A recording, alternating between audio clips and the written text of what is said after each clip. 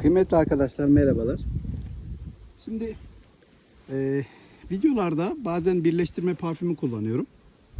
Bu parfümü nereden aldın diye soran izleyicilerimiz oluyor. Yani şimdi en basit yöntemiyle ve en doğal yöntemiyle oluşturabileceğimiz bir parfüm, yani bir birleştirme parfümü fiyatına, küçücük bir kapsülün fiyatına koca bir kapsülü doldurabileceğimiz bir yöntem göstereceğim arkadaşlar. Bakın, basit bir gül suyu arkadaşlar bu. İlla gidip de tanesini 60 lira 70 lira verip de küçücük 20 cc'lik şeyler almamıza gerek yok. Bakın, ben bunu 30 TL'ye aldım. Şu işimizi görecek olan şey bu arkadaşlar. Şimdi bunun kapağını açacağım. İçine gül suyunu boşaltacağım arkadaşlar. Bittikçe de ne yapacağım? Ekleme yapacağım.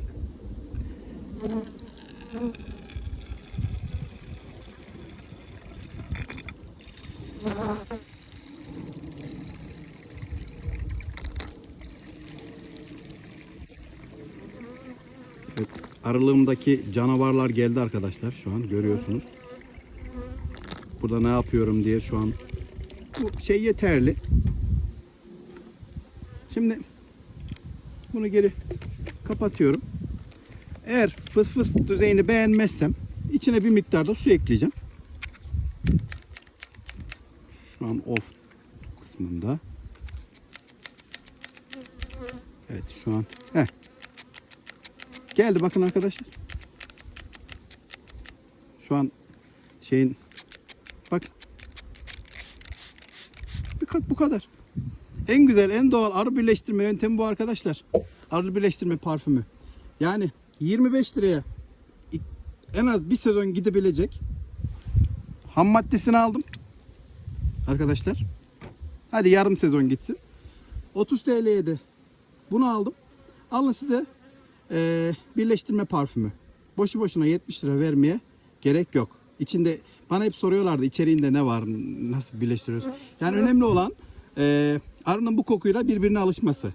Bunun da en güzel yöntemi gül suyu kullanmak diye düşündüm. Ki çoğu arıcı da bunu kullanıyor arkadaşlar. O yüzden doğal yolla demeyeyim de en ekonomik yolla oluşturabileceğimiz ve hemen hemen bir sezona yakın kullanabileceğimiz bir yöntem arkadaşlar. İşte basit yolla birleştirme parfümü hazırlamanın şifresi. Kendinize iyi bakın. Kanalıma abone olursanız çok sevinirim.